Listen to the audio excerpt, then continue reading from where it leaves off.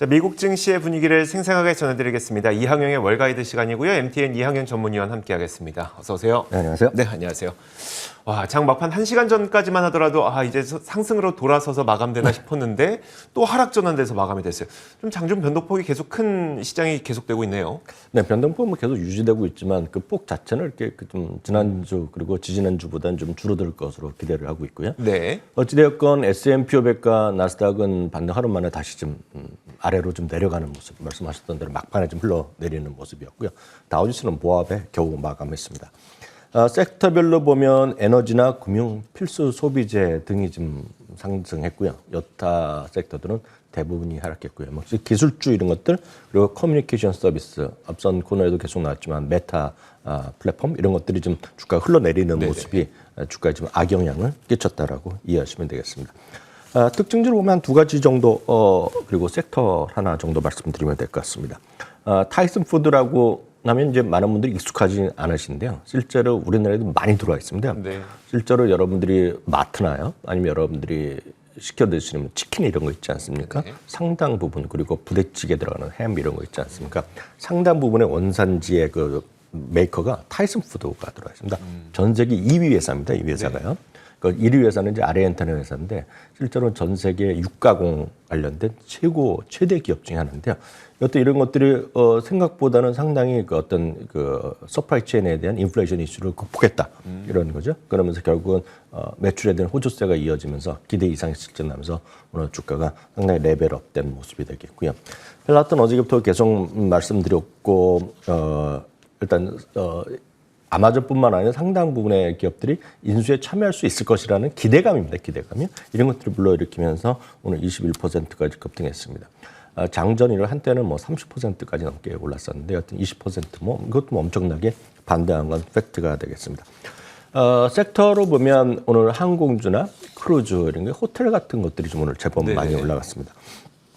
카니발 크루즈나 로얄 캐리비안 이런 것들 다 7, 8% 많게는 9%, 10% 올라간 것들이 있겠고요. 호텔도 제법 올랐습니다. 메리엇 인터내셔널도 2% 올라갔습니다. 물론 항공주는 다른 이유가 있었죠. 스피릿 항공과 프론티어가 두 개 다 이제 저비용 항공사인데 이들이 이제 서로 합치기로 하면서 스피릿 항공은 17%, 프론티어는 이제 보합 정도로 마감됐고요. 그 밖에 어떤 미국의 대표적인 항공주들은 2, 3%씩 올라갔는데 이분은 물론 M&A 이런 이슈도 있었겠지만 그보다는 그 어떤 여행 산업에 대한 회복에 대한 기대감이 지금 시장이 한복판에 있다라고 일단 이해하셔야 되겠고요. 올 여름 미국의 소위 그런 국내 주요 여행지 같은데 그리고 미국 사람들이 좋아하는 해외 여행지는 상당 부분 풀 부킹이라고 보시면 될 것 같습니다. 그러니까 상당히 많은 사람들이 여행에 대한 예약을 이미 많이 하고 있다는 것이 핵심 키워드가 되겠고요. 이런 거 있지 않습니까? 여행을 2, 3년 동안 못 간 거 아닙니까? 실제로 2년 동안 못 갔기 때문에 여행을, 그러니까 국내 여행이 됐건, 미국에서 국내 여행이 됐건, 해외여행이 됐건 추세가 하나 있습니다. 그러니까 추세가 뭐냐면 이런 거죠. 여태까지 쉽게 해서 이거죠. 이코노미를 비행기를 타고 다녔는데, 네. 이번에는 조금 업그레이드 하겠다. 비즈니스 한번 타보자. 그런 거죠. 네. 그래서 그 비즈니스라는 것이 왜 비즈니스냐면 진짜 기업에서의 그 자석이 많아갖고 비즈니스거든요. 출발 자체가. 네네. 근데 비즈니스를 항공을 타는 개인들이 상당히 이번에 비중이 늘어났다는 얘기가 되겠고요. 비행기에서 보면 이제 할인율이라고 있지 않습니까? 네네. 그러니까 제가 여태까지 이렇게 보면서 진짜 이해 안 되는 것은 비행기 가격을 아무도 모릅니다. 지금 항공 요금은 항상 바뀌잖아요. 그리고 다 옆에 있는 사람이 절대 같은 요금 내는 게 아니거든요. 그거에 대한 할인율은 뭔가 우리는 모르지만 있을 거 아닙니까? 이거 여기 이 방송 보시는 대한항공의 직원분은 아실 거 아닙니까? 네. 적정한 가격이 있을 거 아닙니까? 네. 그 할인율이 작아지고 있다는 것이 되겠고요. 또 하나는 이것도 이해가 되실 것 같습니다. 우리나라는 약간 우리나라 문화랑 다르지만 해외 문화가 다른 것이 있는데 우리나라는 아무리 하더라도 휴가 가기가 좀 눈치 보고 싶지 않지 않아요. 근데 해외에서는 일상적으로 지금 리모트 워크가 그러니까 그 재택근무 그리고 원격 근무가 일상화되어 있다 보니까 이런 거죠. 여태까지 4박 5일 내지 5박 6일을 여행을 갔던 사람들이 이번에는 더 여행을 한다는 겁니다. 그래서 예를 들어서 4박 5일 하는 사람은 일주일 하는 사람은 2주일 하는 한 달까지 여행을 늘린다는 거거든요. 그러니까 그런 것이 아마 시장에서 슬쩍 이제 반영되는 시점이라고 이해하셔야 될 것 같습니다. 이쪽은 이제 지난주에 나왔던 이 발표된 기업들 실적 다 안 좋았거든요. 네네. 그러니까 그런 것들에서 여러분들 좀 모멘텀을 찾아보셔도 좋을 것 같고요. 그건 뭐 나중에 또 자세히 저희가 월가지나 기회가 되면 말씀드리겠고요. 10년물 금리 같은 것들 오늘도 좀 조금씩 좀 움직이는 1.92% 수준을 계속 왔다 갔다 했고요. 유가도 상승 추세에서 여전히 유하지만 그러니까 급등세는 좀 꺾인 그런 모습이 되겠습니다. 반면에 늘 말씀드리지만 미국 달러가 좀 안정세를 보이는 것 자체는 시장에 좀 도움이 될 수 있다라고 말씀드리고 있습니다. 알겠습니다. 자, 그렇다면 종목별로는 어땠을까요? 대형 기업부터 한번 볼게요. 어땠을까요? 네, 앞서 기술주가 대부분이 하락 반전했다고 말씀드렸는데 네. 그러다 보니 애플과 마이크로소프트 그리고 알파벳 모두 떨어졌습니다. 애플은 그나마 선방했고요. 마이크로소프트가 1.6% 그리고 알파벳은 아마 2% 넘게 떨어진 걸로 합니다. 시장에서 실적 시즌이 전 거의 끝났다고 보고 있고요. 이제 굳이 하나 남았다 그러면 이제 많은 분들의 관심이 엔비디아거든요. 네. 엔비디아가 1.7% 오늘 반등했습니다. 모건 스탠리가 오늘 그 주가 엄청 떨어진 소위 성장주, 기술주들에 대해서 일제히 어떤 투자 의견을 제시하거나 바꾼 것들이 있는데요. 그중에 대표적인 것이 스노우플레이크죠. 중립에서는 매수를 이었고요. 기존의 344달러의 목표 주가를 390달러까지 올리면서 6.3%가 오늘 주가가 급반등했다는 거. 반면에 니던 같은 경우에는 중립에서 매도를 내리면서요. 오늘 앞서 메타 플랫폼과 더불어서 커뮤니케이션 서비스의 주가 하락의 주범 중에 하나는 넷플릭스였다라고 이해하시면 되겠네요. 알겠습니다. 자, 그렇다면 요즘 이 변동성이 계속되는 시장에 대해서 월가에서는 어떻게 바라보고 있을까요? 저는 내심 그래도 매수해도 된다는 이야기가 나왔으면 좋겠다는 생각이 들거든요. 네, 어떨까요? 그런 의견이 꽤 있습니다, 지금요.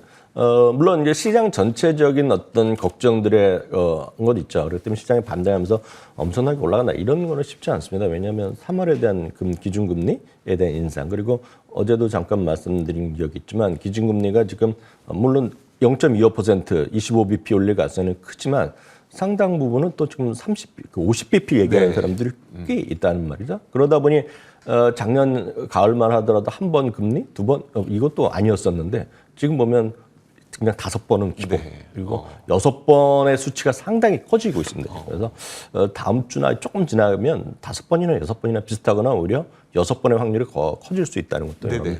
좀 보셔야 되기 때문에 시장이 이렇게 만만하게 훅 올라가거나 반등하거나 그런 게 쉽지 않다라고 저는 좀 개인적으로 보고 있는데요. 여튼 그럼에도 불구하고요. 레이먼드 제임스에서는 금리 상승이 부담스러운 요인이긴 하지만 장기적으로 보면 경제가 계속 성장하고 있다는 거죠. 경제가 지금 마이너스 성장하거나 그런 거 아니란 말이죠. 그러니까 기저효과 때문에 그 상장률이 크지 않고 기업의 이익 증가율이 높지 않을 뿐이지 경제 성장이 이어지고 있고 기업의 이익 증가세는 완만하게 계속 상승할 것이라는 얘기죠. 그래서 올해도 한 10% 정도 이익 증가가 예상되고 있기 때문에 네. 걱정할 게 없다는 게 이번에 기본적인 시세가입니다. 한편 SEI 인베스트먼트에서는 이런 얘기를 하고 있는데요. 높은 어떤 변동성 분명히 있다는 거죠. 그들의 그걸 좀 시장을 어렵게 보는 분들 입장에서 보면 그렇지만 변동성이 있다고 해서 시장은 늘 주시한 변동성이 있는데 변동성이 지금 약간 커졌다고 해서 그렇다고 해서 20% 이상 떨어지는 고점 대비 약세장으로 그렇게 가는 가능성은 지금 현재 시점에서는 많지 않다. 그렇게 해석할 필요가 없다는 부분을 지적을 하고 있습니다. 왜냐하면 이 부분은 저도 이제 똑같은 동의를 하고 있지만 주식 투자에서 주가 등락은 일상이거든요. 그래서 주가의 등락 자체를 걱정할 필요는 없다라고 이분은 얘기하고 있겠고요. 인플레이션 우려. 이번 주에도 이제 소비자 물가가 이제 7.2% 뭐 나오고 몇십 년 만에 최고 나올 가능성이 있겠고요. 네네. 아마 지금 월가에서는 2월뿐만 아니라 3월이 상당히 높아질 가능성이 있다고 얘기하고 있는데 그 3월이 아마 고점일 가능성을 얘기를 많이 하고 있어요. 지금 일부에서. 네. 이분도 지금 인플레이션에 대한 우려는 멀지 않아 진정될 것이라는 얘기를 하고 있고요. 펀드스렛은 지난주에 탐내는 지난주 초에도 얘기했고 지난주마다도 비슷한 얘기하고 있는데 이분은 2월 달에 시장이 크게 반등할 거라는 얘기를 하고 있습니다. 그래서 무섭게 반등할 수 있다 얘기를 하고 있는데 근거로 갖고 다니는 게 이겁니다. 여러분들 이제 전미 개인 투자가의 설문조사 AI라는 걸 몇 번 소개해드렸는데요. 네.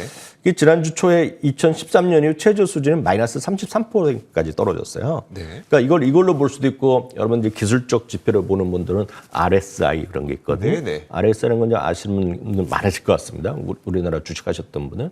그러니까 최근에 상승 한 날의 상승폭, 변동폭, 하락 하나의 변동폭 등등을 해갖고 만든 게 이건데요. 그것도 지금 그거는 2020년 그 팬데믹 처음에 들어갔을 때 이후 최저까지 떨어졌거든요. 근데 네. 항상 그렇게 많이 떨어졌거나 이런 AI가 많이 최저 수준까지 갔을 때 그 다음 일주일, 한 달, 그리고 3개월, 6개월 동안 상당분의 확률로 주가가 오히려 더 많이 올랐다는 겁니다. 시장 평균보다. 그런 관점에서 이번은 상당히 2월에 큰 반등이 있을 것이다. 그렇다고 해서 하더라도 상반기에 대한 변동성은 여전히 유지한다고 보고 있는데 여튼 1월 때 크게 떨어졌기 때문에 2월은 크게 반등할 수도 있다는 게 탐내 기본적인 시각이 되겠고요. 관련해서는 비트코인에 대한 여전히 믿음을 얘기하고 있고요. 비트코인 관련주들. 그리고 여전히 에너지에 대한 탑픽은 여전히 유효하고요. 그다음에 금융주, 그리고 빵에 대한 어떤 선호도는 여전히 재확인하고 있네요. 알겠습니다. 결국 이 모든 사람들의 의견이 지금 뭐 시장이 많이 빠질 만큼은 빠졌지만 그렇다고 뭐 너무나도 강세장을 기대하지 마라. 이 정도의 의견으로 보면 되겠네요. 그렇습니다. 알겠습니다. 자, 지금까지 MTN 이항영 전문위원과 함께 이야기 나눠봤습니다. 고맙습니다.